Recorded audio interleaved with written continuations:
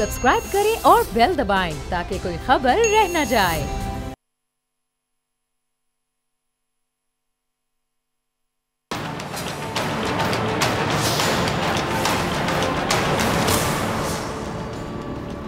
मैं हूं डॉक्टर फ़िज़ा अकबर खान और मैं हूं पाकिस्तान, और आप देख रहे हैं पाकिस्तान के सबसे बड़े न्यूज़ चैनल का नंबर 1 प्रोग्राम ऐसे नहीं चलेगा। व्यूवर्स, एतराफ़ करना एक बहुत बड़ी खूबी होती है, आप लोग मेरी बात से सेकंड करेंगे। बल्कि एतराफ़ का एहसास तो किसी भी नाकाम इंसान को शायद कामयाबी की राह भी दिखा सकता है। एतराफ़ तो बाहैसियत मुसलमान हमारी गुत्थी में शामिल है। सबसे पहले हम एतराफ़ क्या करते हैं बतौर मुसलमान? सबसे पहले हम एतराफ़ करते हैं अल्लाह ताला के वाहिद होने का, माबूद होने का। उसके बाद फ़ौरन हम एतराफ़ करते हैं कि हज़रत मोहम्मद सल्लल्लाहु अलैहि वसल्लम अल्लाह के आखिरी नबी हैं, यानी हमारे कलमे में ही एतराफ़ है। बाहैसियत इंसान भी जो शख्स एतराफ़ का कायल होता है वो ज़िंदगी को भरपूर अंदाज में कामयाबी के साथ जीता चला जाता है। जो शख्स अपनी कोताहियों का एतराफ़ कर ले वो शख्स अपना मुस्तकबिल माजी की गलतियों से महफूज रखता है। अच्छा, जो शख्स अपनी नाकामी का एतराफ़ कर लेता है उसके बाद सारी दुनिया उसकी कामयाबी का एतराफ़ करती है। लेकिन जो लोग एतराफ़ करना नहीं जानते वो कभी कामयाब नहीं हो सकते। हम अपने मुल्क की 70 साल तारीख़ उठाकर अगर देख लें तो इन 70 सालों में बाहैसियत कौम हमारी हालत बजाय बेहतर होने के बिगड़ती चली गई है। कई ममालिक जो माजी में हमसे पीछे थे आज उन्होंने मुआशी एतबार से, मुआशरती एतबार से, इखलाकी एतबार से, तरक्की के एतबार से हमें बहुत पीछे कर दिया। क्यों? वजह क्या? आपने कभी सोचा?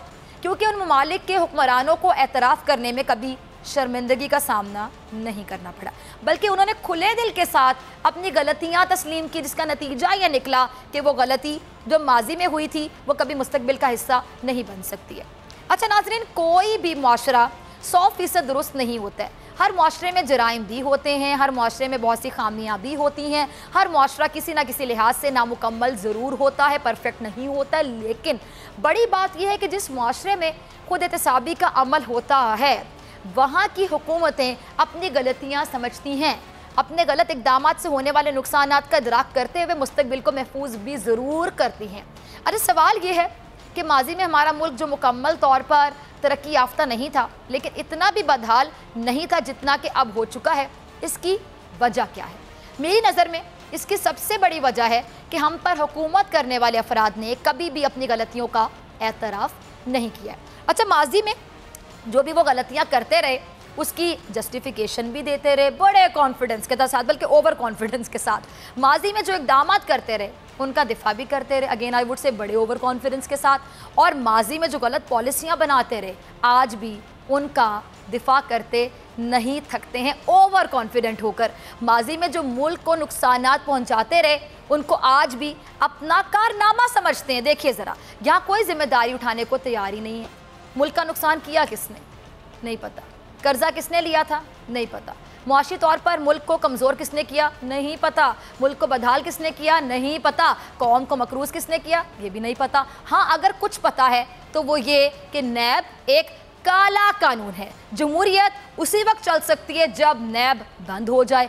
अगर पता है तो ये कि कैसे पार्लियामान को अखाड़े में तब्दील करना है, अगर पता है तो ये पता है कि कैसे एक दूसरे पर लानत करनी है, अगर पता है तो सिर्फ ये पता है कि कैसे अवाम के टैक्स के पैसों से चलने वाले पार्लियामान में अपने और अपने लीडरान के मुकदमात का दिफा करना है ढिठाई के साथ। जब बात आती है मुल्क चलाने की तो सब के सब आगे बढ़कर इक़्तिदार का अलम उठाने के लिए तैयार हो जाते हैं। लेकिन जब पूछा जाता है कि कर्जा क्यों इतना चढ़ गया, महंगाई क्यों इतनी बढ़ गई, कश्मीर कमेटी ने काम आखिर क्यों नहीं किया इतने साल, सियासत में आकर मुल्क तो ठीक हुआ नहीं लेकिन जायदादें कैसे बन गई? कल तक जिन फ्लैट्स का किराया पाकिस्तान से अब्बा जी भेज रहे थे आज उन फ्लैट्स के मालिक कैसे बन गए? हुकूमत तुम्हारी है तो फिर भी तरक्की क्यों नहीं हो रही? अदालतें इंसाफ देती हैं तो बुरा क्यों लगता है? तो फिर कोई जवाब नहीं आता है। फिर दूर दूर तक सन्नाटा छा जाता है, फिर कोई जवाब नहीं आता, बल्कि इन सवालात के बदले में आती हैं धमकियाँ। सिस्टम नहीं चलेगा, इन सवालात के पूछने से जमहूरियत को खतरात लाहक हो जाते हैं, ये निज़ाम नहीं चलेगा, ये सवालात ही गैर जमहूरी हैं। और एहतसाब तो किसी हुक्मरान का करना गुनाह कबीरा में शुमार होता है। तौबा तौबा तौबा, आप एहतसाब करेंगे? इन सियासतदानों के तो दूध के धुले हैं। वजह क्या है? वजह यह है कि एतराफ़ करना नहीं आता, एतराफ़ करने की हिम्मत नहीं है इनमें, क्योंकि एतराफ़ कर दिया तो मंजिल सीधा जेल में जाएगी। लेकिन यही हमारे मुल्क की सबसे बड़ी बदकिस्मती कह लें कि हमारे मुआशरे में एतराफ़ करने से लोग कतराते हैं, और यही वजह है कि हमारे नुमाइंदगान भी अपनी गलती का एतराफ़ नहीं करते हैं।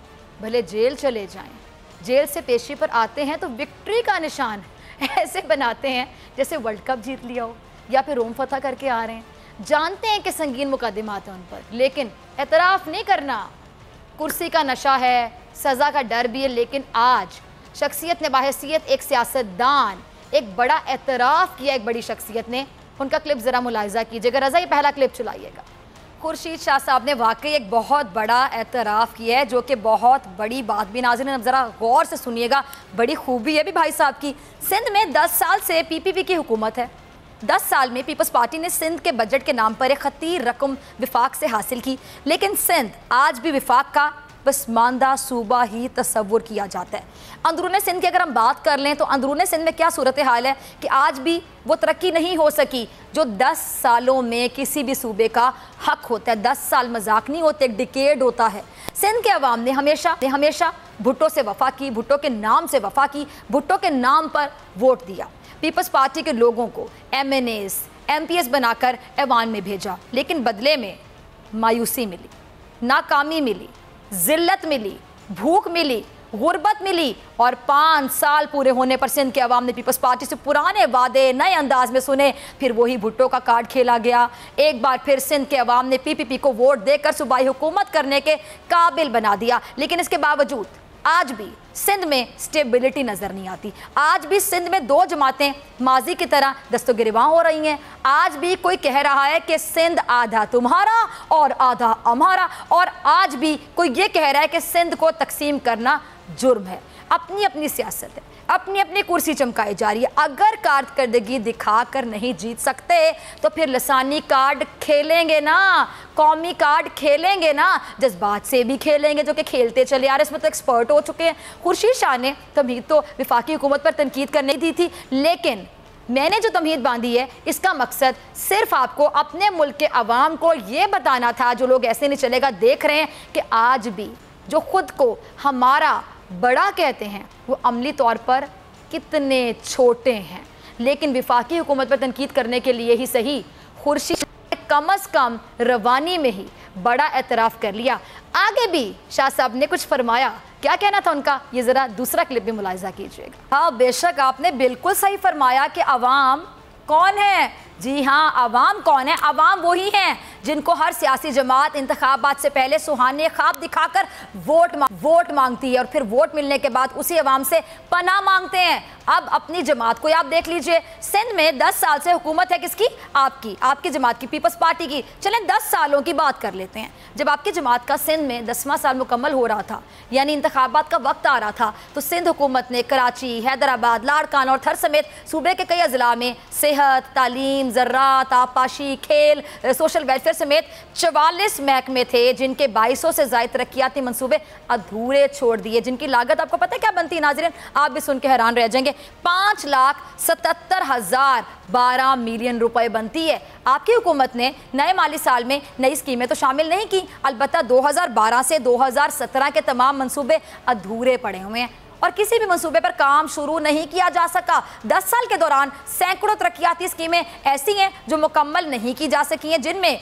लोकल गवर्नमेंट की 394 स्कीमें नाजरीन शामिल हैं, 394 स्कीमें शामिल हैं, जिनकी मजमूई लागत पता क्या बनती है जी? 27,900 मिलियन रुपए। इनमें कराची के 100 से ज़ायद स्कीमें ऐसी हैं जो मुकम्मल नहीं हो सकी। जबकि अगर मैं हैदराबाद की बात करूँ, बेनज़ीराबाद की, लाड़काना की, बदीन की, जैकबाबाद की, टंडो मोहम्मद खान की, गोटकी की, कश्मोर की, ठट्टा की, मटियारी की और बेशुमार अजला हैं, उनके मंसूबे जो हैं वो भी इन लोगों की वजह से नामुकम्मल। बातें सुन लें ज़रा इनकी आप। अच्छा, सांगड़ है, टंडो मोहम्मद खान है, उसके अलावा गोटकी है, मटियारी है, इनमें 9 साल के बाद भी पब्लिक स्कूल कायम नहीं हो सके। अच्छा, 2008 की बात करते हैं। 2008 में 500 से ज़्यादा स्कूलों की अपग्रेडेशन की मंजूरी हुई थी, लेकिन ऐसा कुछ नहीं हुआ। अच्छा, अब आगे चलते हैं। हैदराबाद के लियाकत यूनिवर्सिटी हॉस्पिटल की मैं बात करती हूँ। उस हॉस्पिटल में 50 बेड्स का ICU भी मुकम्मल नहीं हो सका। ठट्टा का वाटर सप्लाई स्कीम है जी, वो वाटर सप्लाई स्कीम की 2013 में मंजूरी हुई थी। सोचें 2013 कितने साल पीछे गुजरा, लेकिन शहरी पानी से महरूम ही रहे हैं। बजट एदाद-ओ-शुमार की अगर मैं बात करूं, उसके मुताबिक 2000 से ज़ायद मंसूबों में ऐसे मंसूबे भी शामिल हैं जो 2012 से 2017 के दौरान हर साल मंजूर किए गए, लेकिन ताहाल मुकम्मल नहीं हो सके। 5 सालों के बजट के एदाद-ओ-शुमार के अलावा जो फाइनेंस कमीशन अवार्ड्स हैं, इसकी मद में मिलने वाले अरबों रुपए भी खर्च किए गए, लेकिन ना तो मंसूबे मुकम्मल हो सके और ना ही मुख्तलिफ शोबों में कोई बेहतरी नजर आई। लोकल गवर्नमेंट महकमे की अगर बात करूँ, सिर्फ 102 मंसूबे ऐसे रहे जो मुकम्मल नहीं किए जा सके। जामशोरों में अरबों रुपए के फ्लाई ओवर्स ताहाल मुकम्मल नहीं किए जा सके, जिनमें कोटरी फ्लाई ओवर भी है और जामशोर फाटक फ्लाई ओवर, इस तरह के मंसूबे भी शामिल हैं। अच्छा, जब आगे चलते हैं, हम महकमा तालीम की बात कर लेते हैं। महकमा तालीम में तरक्याती प्रोग्राम की मद में 309 स्कीमें मुकम्मल नहीं की जा सकी, जिनकी मजमूई लागत क्या बनती है जी, 72,228 मिलियन रुपए बनती है, जो कि एक बड़ी रकम है। और खुर्शीद शाह साहब बिल्कुल ठीक कह रहे हैं आप, अवाम को सुहाने ख्वाब दिखाकर इक़्तिदार में आने वाली पार्टियों को ये सोचना चाहिए कि उन्होंने अवाम से क्या वादे किए हैं। ये भूखे नंगे अफराद, ये गुर्बत के हाथों मजबूर अफराद, ये बेकस लाचार अफराद, ये सादे लोग खुद को अवामी नुमाइंदा कहलवाने वालों की बातों पर आंख बंद करके यकीन कर लेते हैं और ये उम्मीद लगा लेते हैं कि जैसी चमचमाती गाड़ी आप जैसे बड़े लोगों के पास है, उनको कम से कम सफ़र करने के लिए कोई ना कोई सवारी तो मुयस्सर आ ही जाएगी, भले वो किराए की सवारी क्यों ना हो। सिंध में बसें चलती हैं जी, और 100 बसें चलाने चले थे ये लोग, और एक बस भी हमने देखा कि आज तक हमें सिंध में वो वाली नज़र नहीं, जो कि बड़ी तादाद बताते थे कि 100 बसें चलेंगी, बल्कि 200 चलेंगी, पता नहीं क्या क्या होगा। कम से कम मुझे नज़र नहीं आई चलती हुई। कभी अपने मंसूबों पर आपने बात की? बड़ी अच्छी बात कही आपने कि शायद आपने आज सिंध का दौरा किया होगा, या शायद आपको आज ये एहसास हुआ होगा कि इन 10 सालों में आवाम को दिया क्या। काश ऐसा ही हो, क्योंकि सबसे पहले इंसान को खुद एहतसाबी करना चाहिए और दूसरे पर तनकीद करने से पहले खुद से सवाल भी करना चाहिए कि अगर आपको आवाम ने 10 साल पार्लियामान में अपना नुमाइंदा बनाकर भेजा तो किस मकसद के लिए भेजा? इसलिए भेजा था कि आप आवाम की बात करेंगे, लेकिन आप तमाम अफराद अपने लीडरों का सिर्फ और सिर्फ दिफा करते नहीं थकते हैं। आप क्या किसी की बात करेंगे? आप किसी की बात कभी नहीं करेंगे। आप बात कहीं से भी शुरू करें, आपकी बात खत्म होती है आपके रहनुमा के दिफा पर। अफसोस के साथ कहना पड़ता है कि जब ये लोग जो मुंतखब होकर असम्बली में जाते हैं और जब नाकाम हो जाते हैं तो एतराफ़ भी नहीं करते, एतराफ़ करते ही नहीं। सबसे बड़ी बीमारी है इनकी, बल्कि इल्ज़ाम लगाते हैं, जैसे आज हमजा शहबाज शरीफ साहब ने किया। कैसे किया, इस तरह क्लिप मुलाहिज़ा कीजिए। जी हमजा भाई साहब, बात सिर्फ इतनी सी है, हमजा शहबाज शरीफ साहब, मैं आपसे मुखातिब हूँ कि शायद हमजा साहब आपको इंग्लिश समझ नहीं आती है। वज़ीर-ए-आज़म इमरान खान साहब ने क्योंकि बयान अंग्रेज़ी ज़बान में दिया था, तो शायद आपको समझने में थोड़ी मुश्किलात पेश आ रही होंगी। या अगर आपके इर्द गिर्द राना सनाउल्लाह साहब, मुशाहिदुल्लाह, दानियाल, तलाल चौधरी और निहाल हाशमी जैसे अफराद होंगे, तो वो इमरान खान साहब के बयान का जो तर्जुमा आपको बता रहे होंगे, तो फिर आपकी ऐसी बातें जायज़ भी हैं, शायद जस्टिफाइड हैं। चले हम ये समझ लेते हैं, क्योंकि इमरान खान साहब शुक्रिया भी कहेंगे ना, तो आपको वो शुक्रिया राहील शरीफ ही लगता है। दूसरी बात यह है कि 9 महीने में बहुत कुछ हो जाता है। सही कह रहे हैं, भी बेशक हो जाता है। आपको क्या 9 महीने नहीं मिले थे? 9 महीने कितनी बार मिले थे? 9 महीने को डबल कर लें, 18 महीने, 27 महीने, 36 महीने, 45 महीने, कितने महीने आपको मिले? आपके अब्बा ने एक अरसे तक पंजाब ने हुकूमत की, विफाक में भी 3 बार आपके जो ताया अब्बा हैं वो वज़ीर आज़म बने। क्या दिया पंजाब को आपके अब्बा जी ने और आपके ताया अब्बा ने? पूरे पाकिस्तान को 3 बार मुल्क पे वज़ारत उज़्मा पर बुराजमान होने के बाद जाते जाते तारीख का बुलंद तरीन कर्जा देकर चले गए, और नाअहल होने के बाद से उनका जहन इतना डिस्टर्ब हो गया, इतना डिप्रेशन का वो शिकार हो गए कि वो अपनी ही हुकूमत की कारकर्दगी पर सवाल उठाते हुए दिखाई देते थे। कभी वो अपनी हुकूमत के हक में होते थे, और आप उस वक्त क्या कर रहे थे? मेरा बाप से सवाल है। अरे हाँ, आप तो मरियम नवाज के कारकुन बने हुए थे। आपकी कज़न सिस्टर है ना मरियम नवाज, उनके कारकुन बने हुए थे। आप तो उस वक्त नारे लगा रहे थे कि तेरी आवाज़ मेरी आवाज़, मरियम नवाज मरियम नवाज।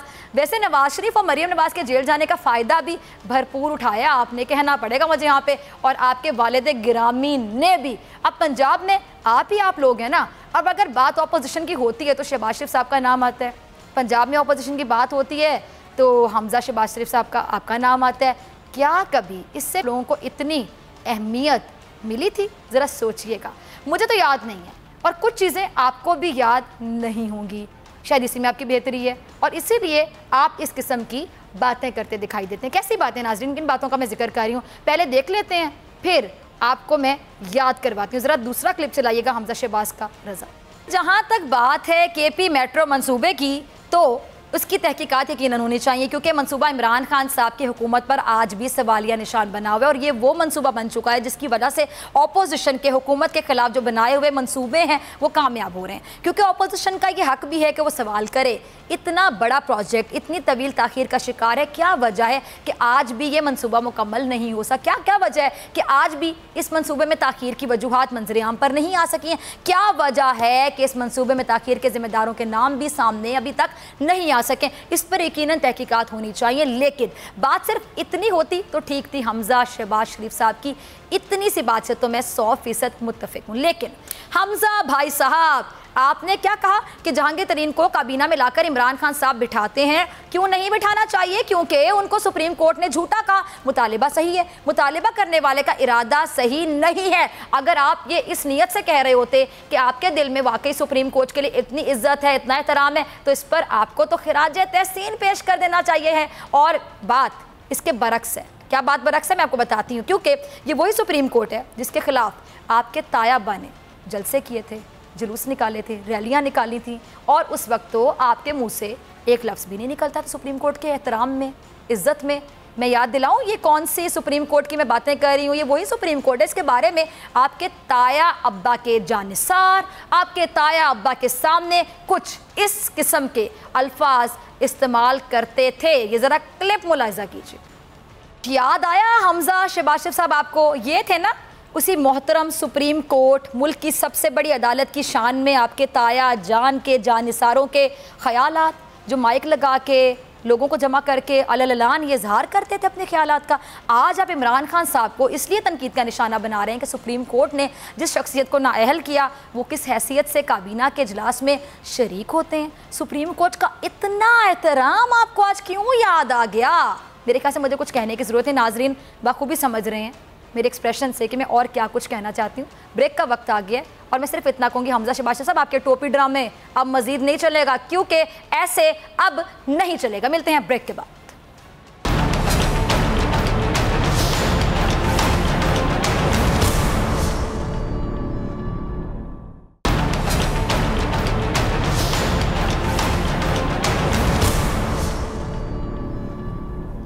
वेलकम बैक नाज़रीन, आप देख रहे हैं ऐसे नहीं चलेगा। मैं हूं आपके साथ डॉक्टर फ़िज़ा अकबर खान। नाज़रीन, हम एक ऐसे दौर से गुजर रहे हैं जब आवाम को यकीन नहीं है कि हुकूमत आने वाले मुआशी बहरान से निमट पाएगी या फिर नहीं, या ये मुआशी बहरान आवाम को महंगाई के नाकाबिले बर्दाश्त जाल में फंसाता चला जा रहा है। आवाम इस वक्त मुआशी रिलीफ चाहते हैं और कुछ नहीं चाहते। वो इल्ज़ामात और जवाबी इल्ज़ामात में कोई दिलचस्पी नहीं रखते हैं। किसका एहतसाब हो रहा है, कौन जेल में जा रहा है, आवाम को इस बात में कोई इंटरेस्ट नहीं है। सियासतदानों में इस वक्त जो इल्ज़ामात जवाबी इल्ज़ामात का हम देख रहे हैं कि एक सिलसिला चल रहा है, बल्कि जोर पकड़ता जा रहा है, इससे छुटकारा हासिल किया जा सकता है। इस वक्त सारा मुल्क गिरती हुई माशी सूरत हाल के बारे में ही सोच रहा है और इसी बारे में परेशान दिखाई देता है।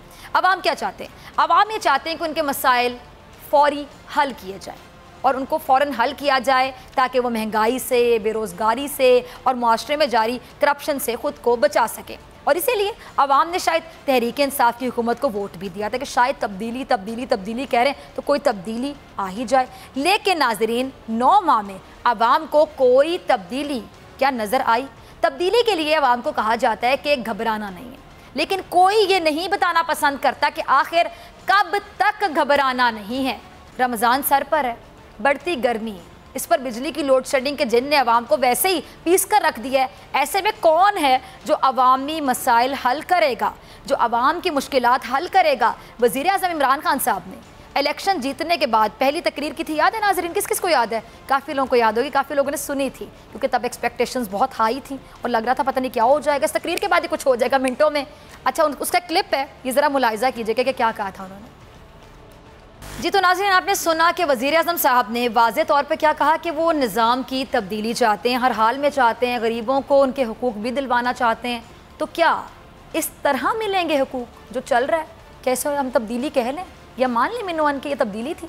इमरान खान साहब अवाम ने आपको और आपकी जानिब से टिकट मिलने वाले हर फर्द को इसलिए वोट दिया था कि लोग तब्दीली चाहते थे, वो तब्दीली जिसकी गर्दान आप बार बार जिसका जिक्र करते थे, जिक्र करना नहीं भूलते थे। जब भी जलसा करते थे, माइक मिलता था, कौम से मुखातिब होते थे, 22 साल स्ट्रगल थी आपकी, हमेशा तब्दीली तब्दीली। अवाम वो तब्दीली तब भी चाहते थे और आज की तारीख तक भी चाहते हैं। लेकिन आज आपने खुद कुछ वज़ीरों की वजारत बदल कर और ये कहकर कि आपको उनकी कारकर्दगी से मायूसी हुई है, ये बता दिया है कि ये वज़ीर ठीक तरीके से अपने काम नहीं कर रहे थे। और इमरान खान साहब ने इलेक्शन से पहले और क्या कहा था, ज़रा ये क्लिप भी सुनिएगा खान साहब, हम आपको याद दिलवाते चले जाएंगे, भूलने नहीं देंगे। ये क्लिप सुनिए। आ रही कि मैं इन इमरान खान साहब पे यकीन करूं या उन इमरान खान साहब पे जो हमारे वज़ीर आज़म बन चुके हैं, क्योंकि ये तो जानवरों की भी इतनी केयर करते हैं, इतने सेंसिटिव हैं कि जानवरों के लिए भी सोच रहे हैं कि जानवर भी कोई भूखा कैसे मर जाए। और वज़ीर आज़म साहब, आप अब की सिचुएशन ज़रा देखिए, अब आप ही वज़ीर आज़म है ना, आपकी हुकूमत है और इस मुल्क में अस्पतालों में बच्चे आए रोज़ मर रहे हैं। क्या तमाम लोग खाना खा के सोते हैं? आपको यकीन है इस बात का इमरान खान साहब, या आप इस बात की गारंटी लेते हैं कि कोई माँ भूखे पेट अपने बच्चों को सुलाती नहीं होगी, खुद भी भूखे पेट सोती होगी? अभी भी क्या खुदकुशियाँ नहीं होती होंगी कि माँ फाके देख देख के परेशान हो जाए और ख़ुद भी जहर पी ले, बच्चों को भी जहर पिला दे कि रोज़ रोज़ के फाके नहीं देखे जाते? ये हमारे मुल्क में ऐसे वाक़यात रिपोर्ट होते रहे हैं ना, कि ऐसा नहीं हो रहा होगा? कोई परेशान हाल नहीं है ऐसे गरीब लोगों का। गरीब अपने हकूक़ के लिए क्या आज भी एहतजाज नहीं कर रहे? मैं खान साहब आपसे पूछ रही हूँ, किसको परवाह है इसकी?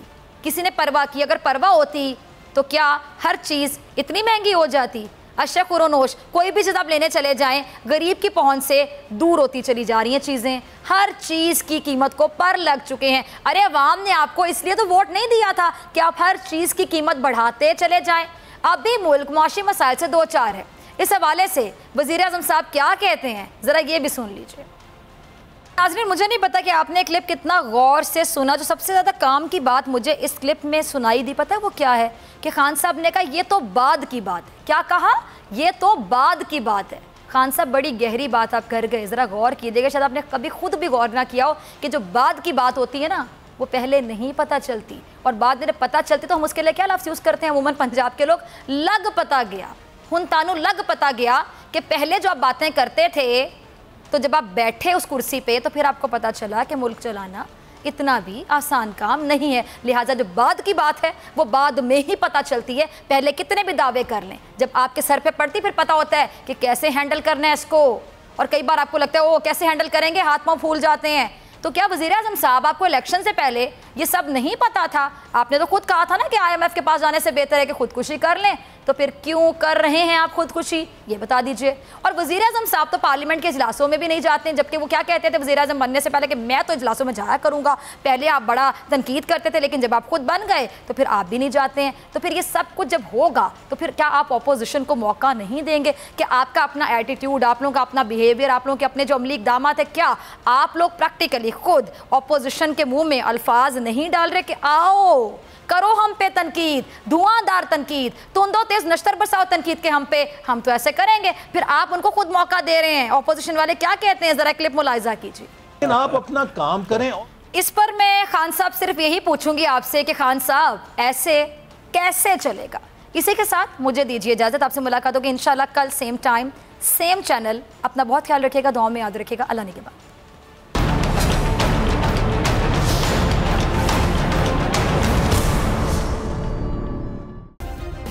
सब्सक्राइब करें और बेल दबाएं ताकि कोई खबर रह न जाए।